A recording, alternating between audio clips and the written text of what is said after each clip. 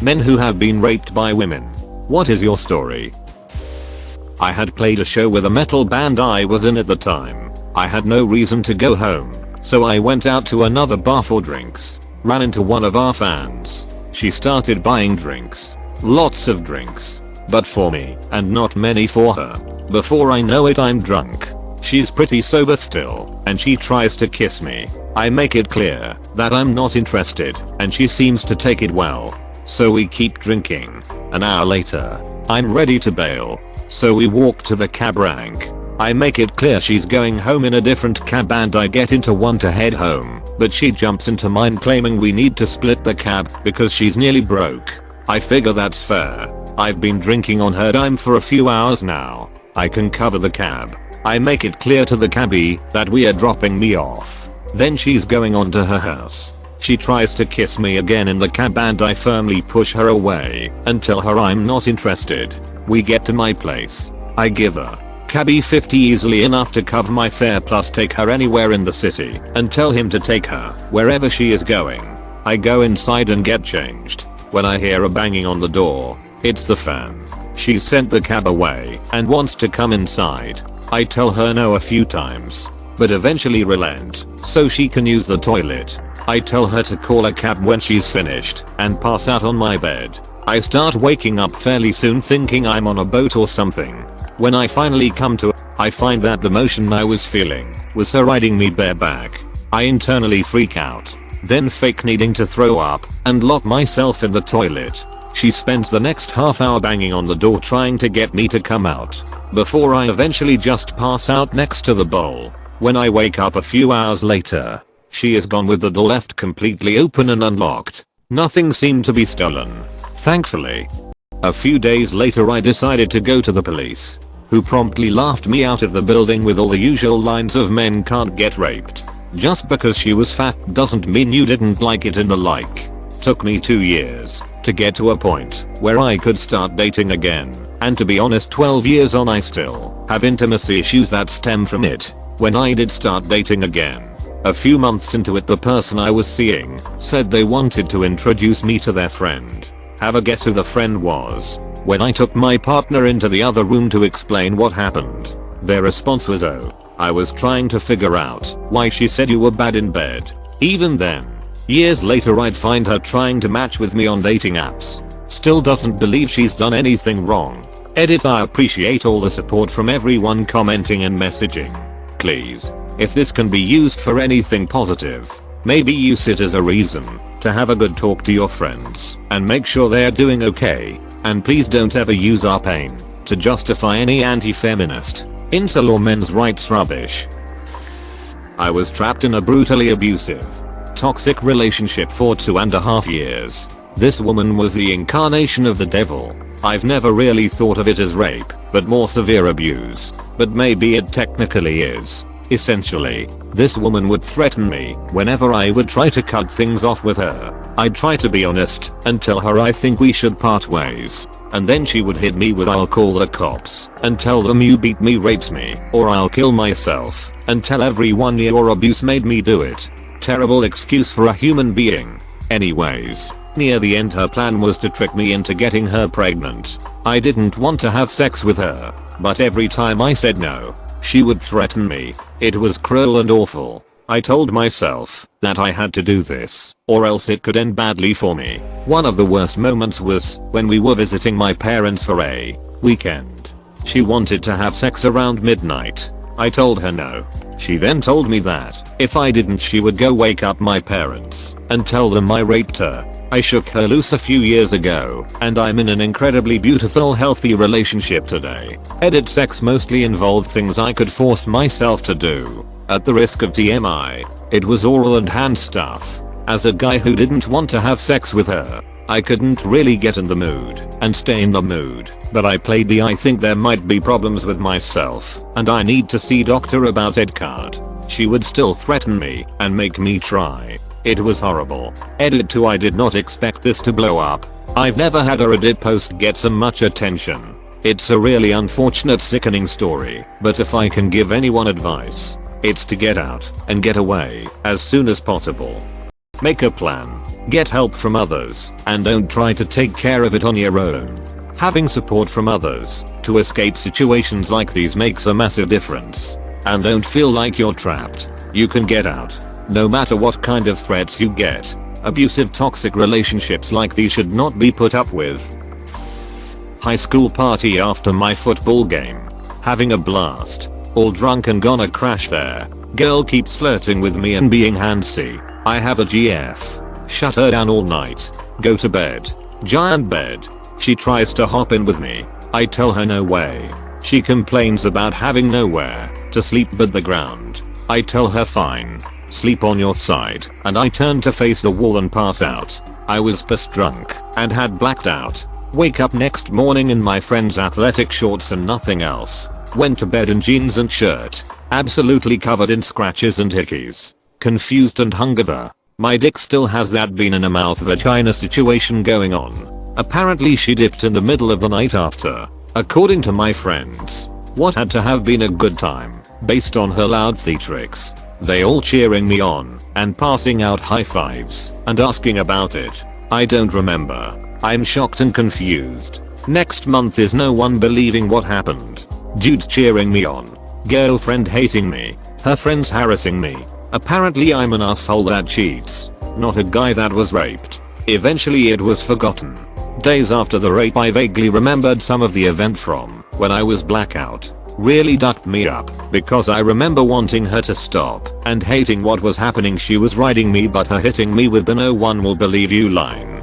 So I let it happen while I laid there. Was going in and out the whole time conscious wise. Ducked up parties, it felt fantastic physically, but I hated it. I wanted no part in any of it. 2 years later my GF cheated on me the night before Valentine's. Then lied and said she was raped, so I wouldn't think she cheated. Spent V-Day getting her a rape kit done. 3 months later she left me for him. I find it next to impossible to trust or love others outside my direct family. I had befriended a woman and her husband from the apartment complex I was living in, and they had some serious issues. He was a really mean drunk, and she was looking to escape. They both came over to hang out fairly frequently, but this time, she came over alone as he was out with his friends for the night. I was on a lot of painkillers due to a car accident I had been in. So I took my nightly and told her that I was going to go to bed. I said she was welcome to crash on the couch, but I think her wanting to escape her husband took over, and sometime later I woke up to her riding me. It was very confusing for me, as she was very attractive, and it had been a long time for me. I realized only in hindsight that this was an attempt to start something that would allow her to escape to me and leave him, as she had been talking about for some time. In my best estimation I passed back out, and at some point she left. I never saw her again. Some months later a friend pointed out her obituary. I was told by someone that she overdosed, but with the history of her husband, I always wondered. To this day, I'm kind of confused about the whole deal. Was it rape? I guess in the understood vernacular of totally against my will. Maybe not. In the true sense of without consent. Yes. I just know that after 50 hours awake studying for finals I went to a university party and woke up with her riding me. Felt disgusted and violated, pushed her out. Put her out of my dorm room. Made a formal complaint to the university and police, only to feel ridiculous and to become the joke. Because a beautiful green-eyed girl could never rape a tall black man. Worse, she tried to shift the story and people started believing her quickly. Lucky me to have cameras at the dorm as proof. I'm glad you had a camera, because it could have gone really bad for you. I'm so sorry you were raped, and I'm truly sorry that idiots believe in rape myths. College campuses are notorious for not helping anyone who was raped. I'm from Africa, and she is East European, so even with proofs and the complaint that I made in the same day, I was still seen like the bad guy, the rapist in the eyes of some people, and she went living her life just like nothing happened. For that reason today I ask for consent more than twice and prefer to meet in public. It's what society believes about the nature of men being predatory. I have been sexually assaulted and grabbed by a man 3 times the size of me. If my friend wasn't there to help me get him off of me while I was fighting him off, I don't know what could have happened. But I can tell you that I don't date at all, and I carry pepper spray. I think these days you need a GoPro strapped on your chest, because you never know what will happen. I was seeing someone else, and was hanging out at a friend's party. A girl that was a friend came over. I wasn't blackout drunk, but what happened I only remember pieces. She was completely sober as she didn't want to drink that night. I was drunk. After going to bed, I remember suddenly being aware I'm naked, and I told her we had to stop and this was wrong. But she wrapped her arms around me and pleaded for me not to leave, and things went black for a while. Things cleared up again for a minute again, and I tried again to tell her no and to get away, but she wouldn't let me go, and I blacked out again. Woke up the next morning feeling like the worst person in the world since I had a girlfriend. The girl apologized to me the next morning, not taking no for an answer, and I told her I needed to try and work out what happened with my girlfriend. So a couple of weeks later, she lied to Northeast and told me she was pregnant. It was all really terrible. My girlfriend didn't actually know what happened to me for a while. I told her that I had sex with someone when I was drunk because I believed it was my fault. Girlfriend threw a bunch of condoms at me. Edit, thanks for the support. It's really appreciated. Edit, to a lot of people were curious. I did manage to tell my girlfriend what actually happened to me. After about a month or so, she decided to stay with me and try to work things out. We've been married for 6 years. The incident was about 10 or so years ago. We also did some couples therapy through our college, and it helped immensely. I was 17, and I got too drunk at a friend's house party. I ended up falling and smacking my head against a countertop and was knocked unconscious, so I got carried and put into bed by some people. While I was unconscious, my friend's ex-girlfriend, who had been flirting with me all night, came in and did stuff with me. I don't even know to what extent, because I was blacked out and only remember flashes. The only reason I know for a fact it happened is because the next day my other friend woke me up and said, "Dude, I can't believe you were doing stuff with offender XGF while friend who dated her was here. That's ballsy, bro." And when I was like, "What the duck are you talking about?" he said he had walked in on us the night before and she was on top of me. I didn't even accept it happened for a long time, and I haven't told anyone. It has been deeply traumatic. I don't ever think of it as rape, but more abuse. My older stepsister had 3 of her friends over. I was being the annoying little brother bothering them in her room.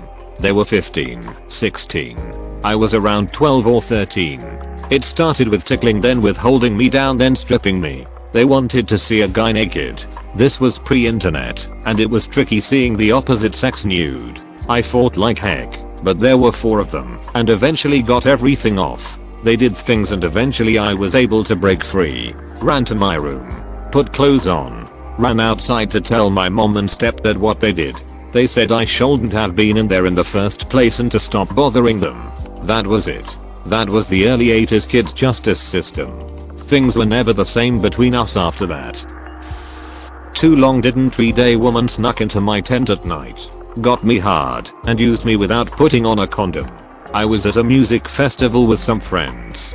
Picture lots of heavy drinking, camping and having a grand old time with people from all over the place. One day a group of women stopped by and we chatted for a while. One of them was immediately into me, and within half an hour she repeatedly stated that she'd like to have sex with me. I was in my early 20s and really into jogging and climbing, so I was skinny and ripped. I said no to her over and over again.